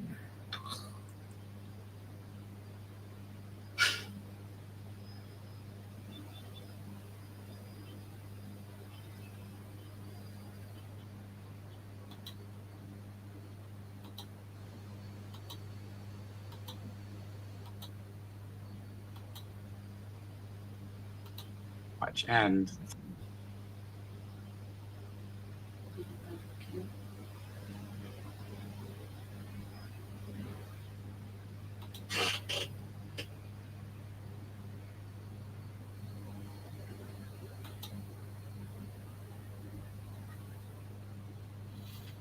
That cracker David Duke looked like he's 40 years younger or some shit. I remember when I was a kid, he like a damn Peter.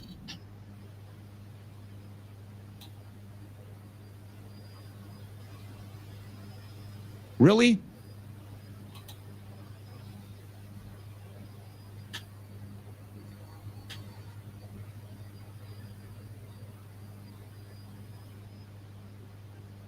We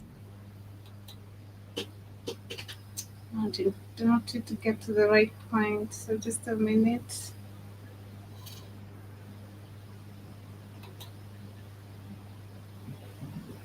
Take your time, Joby. It's okay.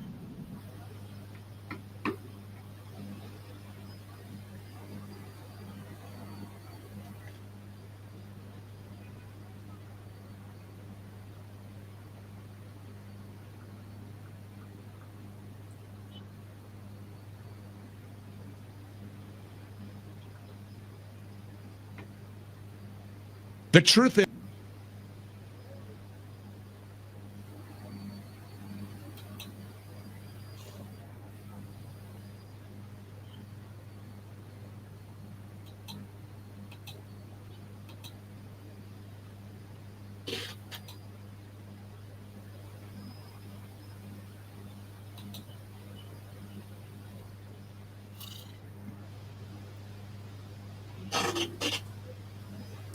Let me do this real quick, Joby, since you let me share my screen real quick.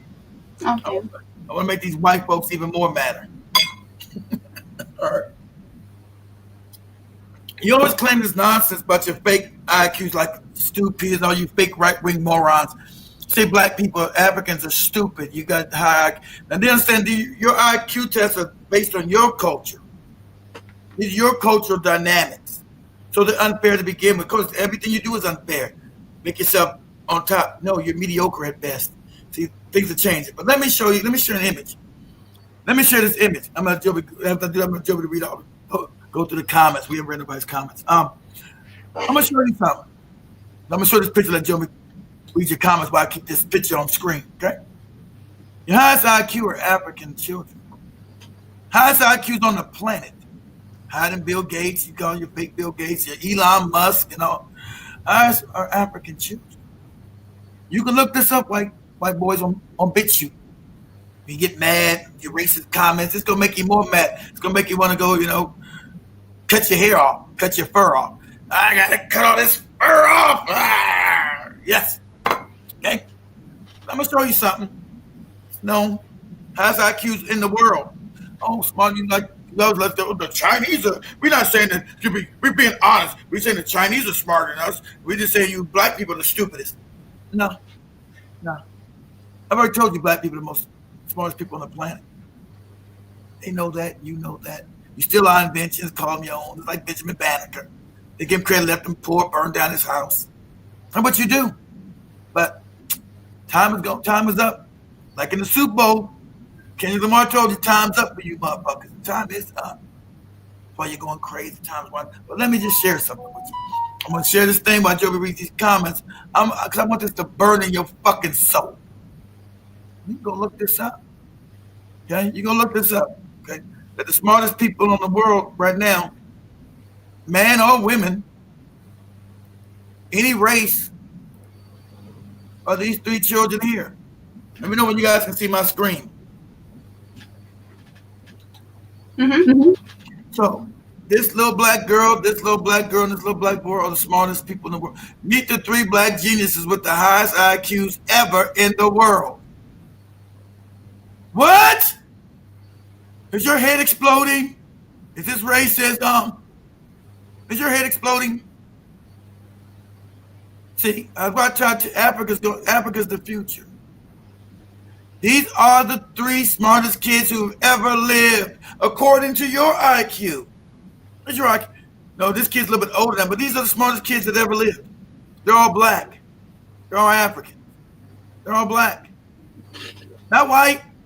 I don't know why black people still, they got to get out their symptoms, especially Africa, worshiping you people. Meet the three black geniuses with the highest IQs ever in the world. You see this, white people? This is not by me. This is your own people telling you this, okay? The highest IQ, these are the three smartest motherfuckers who've ever lived. Right here. Little black girls, little black boys, little black girl. They're the smartest people in history. According to your fake test. These are your fake tests, right? These are your tests. That even with your fake tests fuck you up. These are your tests. This is what you go by. You said Africans have low IQs, but why are the highest IQs ever in the world? Is she Asian? No. Is she Asian? No. Is she Asian? No. Or is she East Indian? No. Is she Caucasian? No. The three smartest people in the world are all black. Boom, boom. Black girls. I told you black girls are always the smartest, but you got one black boy up in there. Black girl, okay? African girls. You know, this is African. These are African. This is African. Okay? They're black. You know they're black. Okay? Ever. Not just the highest IQ. They told you what the highest IQ ever in the world. Boom, boom, boom. That's why we invent everything. That's why all the music is invented by us. Why your cell phones, your computers, all that shit's invented by us. You steal it while the kid in Zimbabwe is building these cars because boom, boom, boom. Once black people start to know who they are again, boom, boom, boom. You're the smartest people on the planet. But I've always known that. I ain't need no cracker to teach me this. I've always known this. You know, you're gonna burn down these kids' house. You're gonna make you mad, make you feel a certain way. You couldn't feed them to the gators, make you mad. Meet the three black geniuses with the highest IQs ever in the world. So they're smarter than every white person ever lived. These three black kids. Smarter than any white that's ever in the world. They're smarter than anybody's ever lived. Ever. These three black children. Smartest in the world. Oh, they're not Asians. They're not ching chong, wing bong, bang bang boom. What? They're not Indians. Whatever they fucking do, that shit they do. Smartest children in the world. Boom. And that's not now, that's ever. See that? I want you, let me emphasize this because this is my definition. We say he made a definition of racism. I'm making a definition to define these black children, these African children. Ever. They are the smartest children ever in the world. Ever. Okay, you know what ever means? That means ever. All the people that did IQ tests, these children are the smartest. Ever. These black children are the smartest. These are the smartest kids that ever lived. ever. And they're all one people. They're black. Oh my God, they're black. They're niggers. They're dirty niggers. These dirty niggers are the smartest people that ever lived in the world. Oh no, they're dirty niggers. How can this be? Sweet Jesus. Have you forsaken me, my Lord? And let these niggas be smarter than us. Oh my Lord. Because everything we compete, we are the best. See, you made a brainwash because you were more brutal, more savage, that you brainwashed black people to believe that they were inferior to you when they're the smartest people on the planet. And that, I told you, time is cyclical, not linear. So they're coming back into themselves, and these black children, along with all black people, will dominate this motherfucking planet. That's coming. How did I know this? Because I know shit. The Africans will done. These won't be the only smartest kids. It's gonna go all throughout the African continent. It's coming. You better hold on. You better hold on, cracker. It's coming. It's coming. It's gonna scare you to death. Though. These are dirty niggas. Okay?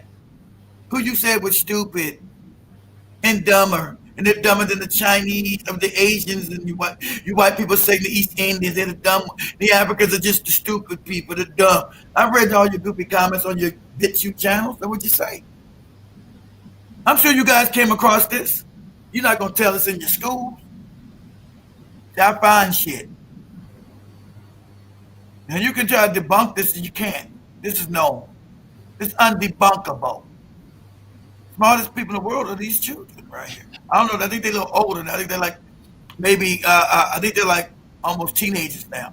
But these are the smartest people in the world. They got one thing in common. Oh, they're all African. Boop boop boop boop boop boop boop boop. And the ones behind them, the next 6 are also Africans. Okay, it's really 10, but I go by the 3. It's really the top 10 smartest people in the world are all Africans, not Asians. So imagine that's why you got to keep these people impoverished. That's why you keep black people impoverished and away from technology and away from learning. In a way, that's why you got to, fuck up the system. That's called racism. So you want to say what racism is, Stu? That's called racism. You make an unequal playing field because you cannot compete on an equal playing field because our children are this naturally. Our children are these children naturally. Well, you must put them in poor, make them struggle, make them suffer. Because they're not vicious and warlike naturally. They're kind and loving. So they've been put into places of exploitation that you've done to destroy our genius. I tell people the African is naturally a genius. That's a fact. When the African is left alone, we built empires. We built beautiful, loving spaces. Nothing based on European shit. That's stealing and predatory. Everything they build is unequal, unfair, and fucked up. With a few people on top and everybody's miserable. When we're left alone, we build loving communities that sustain the world. That's by nature. That's natural. Okay? That's our. Even though we're taking on your characteristics because we've been enslaved and put on the bottom by savages. But the Africans now learning you got to fight. Can't allow people to come in to destroy you. So your days of being welcome in the African community, that's coming to an end. So when you can't rob and steal from African people, you go back to the caves and pour and licking your own ass. Okay? So you had 500 years where the African didn't know that you was a savage and invited you in and got fucked up. But through time immemorial, they learned you're going to be cast out again into your poverty and you people are moral reprobates. Okay? Is that word true? You're a moral reprobate. You're morally apprehensible. You don't have it. You don't come from moral society. I'll go read the comments too. Okay. I don't know if you left, but there's an echo on your end. I don't know why. How about that? I'll mute myself. How about this? Now, there was, I think, because of your screen being shared, there was an echo coming from your end. Now it's better. But I think you left at Ricky's. I see Ansankenon earlier was talking about that the cracker was infamous within I was 13 years old. I think you're talking about Dr. Duke, I'm not sure. But I also see Jiba says Duke got paid to derail Petrot presidential campaign. And I also see Emil says Mansa Musa was the richest man on earth before Musk. Shout out to Elon Musk. Emil also says I'm trying to look them up, but Google is showing me pictures of whites, Asian. I can't find them. These devils are so wicked and deceitful. I think that's what Keith was sharing over there. He found them. And also say Jiba says yes, they hate it and they will try to stifle their child's development or curiosity unless they have strong parent figures. That I agree to. Yeah, because most of these kids, they can literally have the highest IQ, but once you're mixed up with this system, that's it. The IQ starts reducing. And I also see Ansan can also ask, they just won't leave us alone. Emil says, okay, shout out to Jaroke. So says that the one on the left looks like ambiguous, that is mixed. Jiba says she looks like Katie. I think you're talking about the cat girl. And second one says your enemy teaching your children is insane. I agree. Jeroka also says that all that IQ means nothing if they don't know who they are. And that Jiba says, but Keith, are those black juniors FBA or tethers? The world sees us as singular black. It was tethers. That's that Tariq Nasheed bullshit. That's the morons about the tether nonsense. They're African children. I haven't go back and see if I haven't went back and see if their kids, if their families were from Africa or the islands. I know they're here in America right now. Yeah, is the other one look mixed? No, she's not mixed. She's just light skinned. You know, we got light skinned black people. We make everything. I've seen the parents. Both our parents are black. Hell, I'm light skinned. Shit. Both my parents are black. non-white.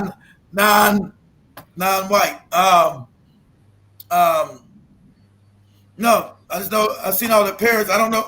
I haven't went to their backgrounds. Are they from the islands? Are they from Africa? I don't know. I know they're African children here in America. So that's all I know.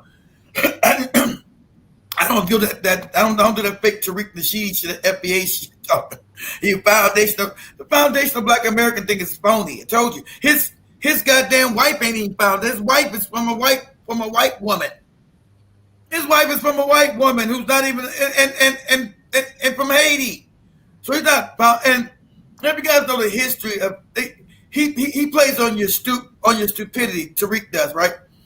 African Americans were also taken down to the islands to butt break them for slavery. And some of them stayed in Jamaica who were actually from. Now those people that came from America were taken to Jamaica to be buck broke. Some of them stayed there, and then now would be considered what Jamaicans, but they were in America as slaves.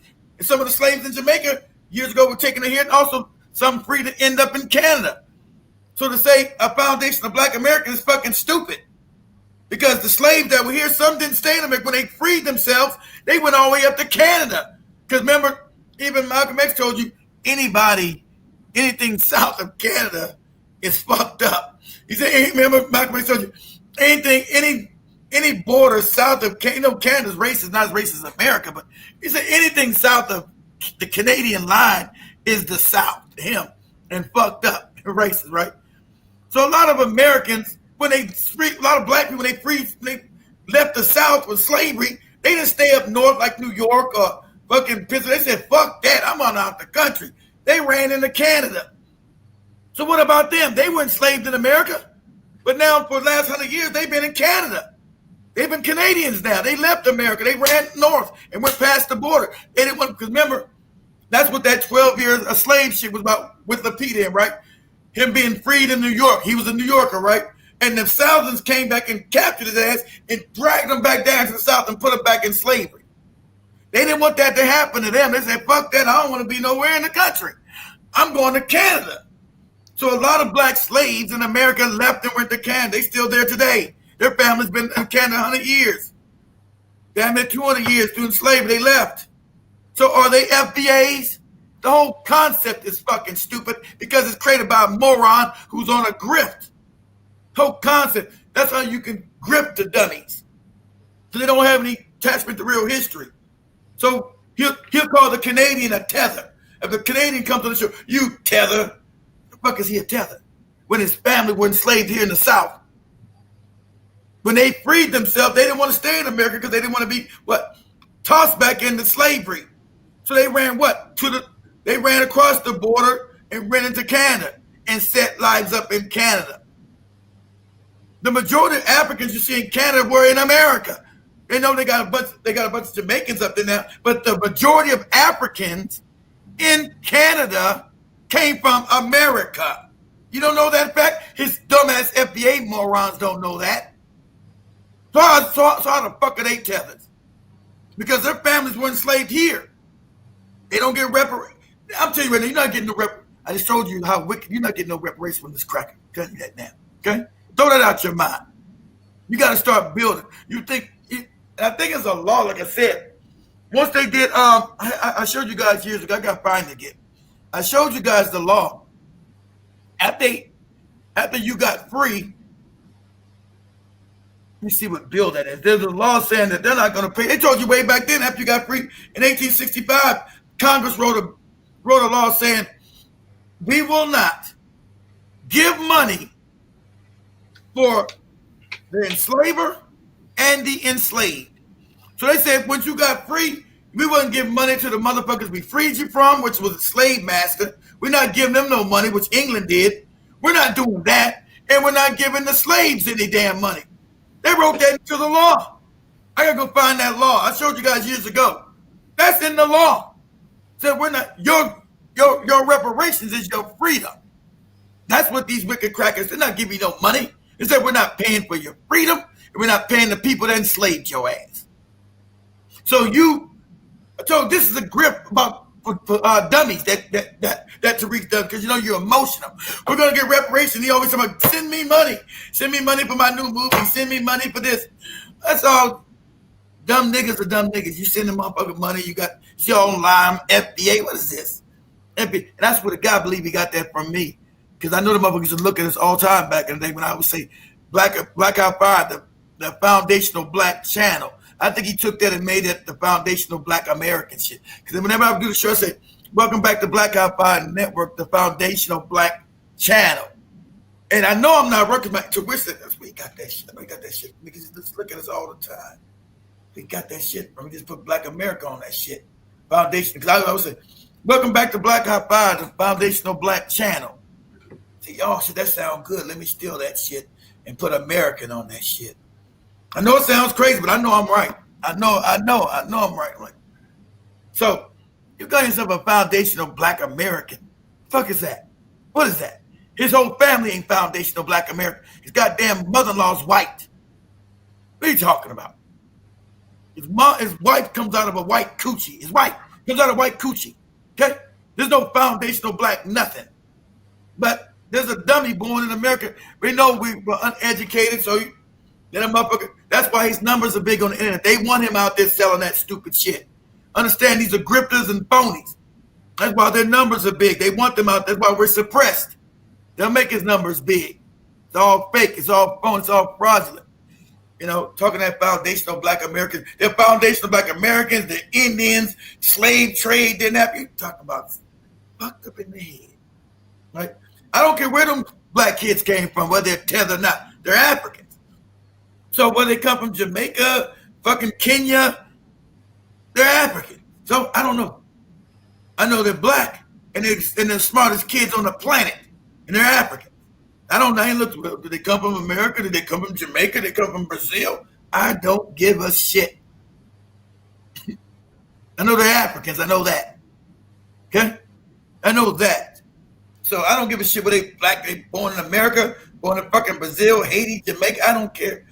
That tribe, you keep that poopy tribal shit. I know as black people, we're one black people.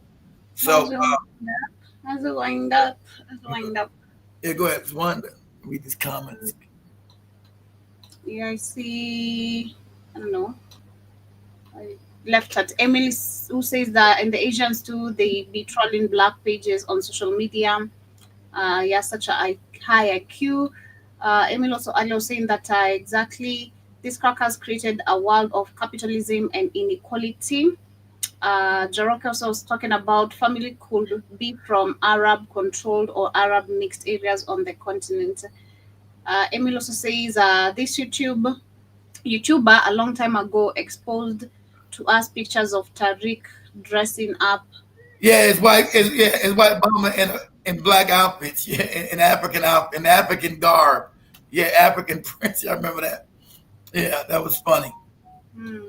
And I also see Jarok says Alana George is not your ordinary 4-year-old with an IQ score 140. This UK resident is the second youngest member of Mensa. And Is that one of the kids? I don't know the names. Is that one of them? Is that one of the kids you're talking about that I showed? I don't even know. I don't even know. mhm. Go ahead, Joby. He says the parents are from Somali or some sort. Their hair and features. Which Yeah, one? Which one we talking about? Which child you talking about? I think the girl, maybe. I told the girl on the left. Maybe. Because I've said the boy and the other girl are not no fucking Somalians. Yeah, I think it's the other girl, maybe. The And this other girl doesn't look Somalian to me at all. hmm But yes, as we wrap it up, family, as we wrap it up, that's why we're going to be coming to the end of today's show. Yeah, let me wrap it up. Let me let me show this real quick. Show this picture. Images of Thomas Jefferson's memorial in Washington D.C. So this is how big this rapist. They tell you to hate your heroes. This is how much they love their heroes, right? This rapist, pedophilic ass, goddamn slavery motherfucker. Thomas Jefferson said black people are stupid so we got the highest IQs that are we're inferior to these motherfuckers. See, they worship their criminals. See, this is the monument in D.C. Okay, where everybody goes to the nation's capital. He got one of the biggest monuments there. Let me just show this shit is lit up. All right, this is the Jefferson Monument. I've been to it. I don't know if you've been to it before. Just click that down. So this is the Jefferson Monument. Right, all the mom. So they worship their slave owners. They worship their wicked. So what is this? It's not racist. They worship their wicked. We know he's a pedophilic ass, racist bastard that become racist who enslaved his own children. Okay, he's a fact. But this is their hero. This is the white man. This is their hero. Remember when you were tearing down the statues? They go, you don't tear down our hero statues. He was a man of his times.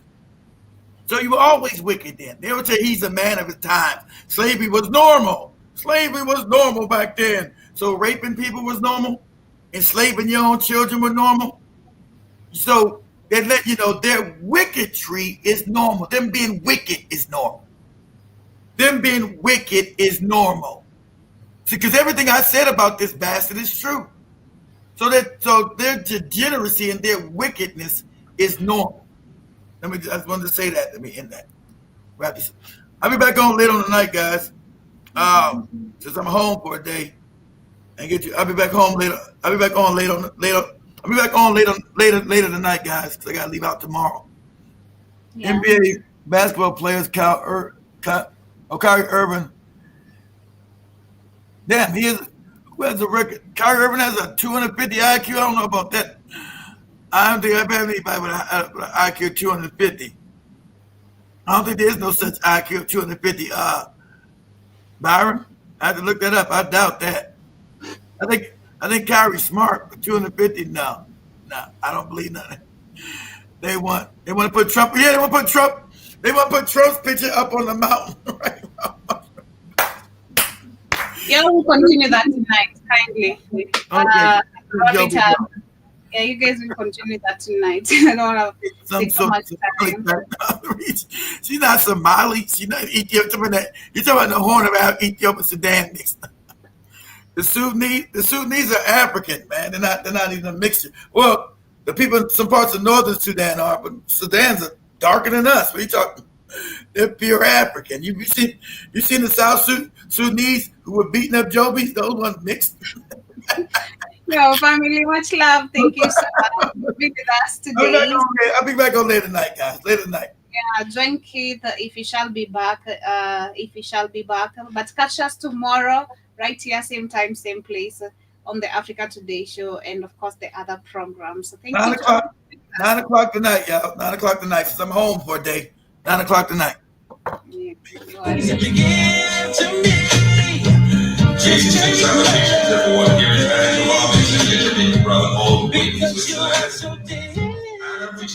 Whatever you want, I can rape you and make my kids my slaves.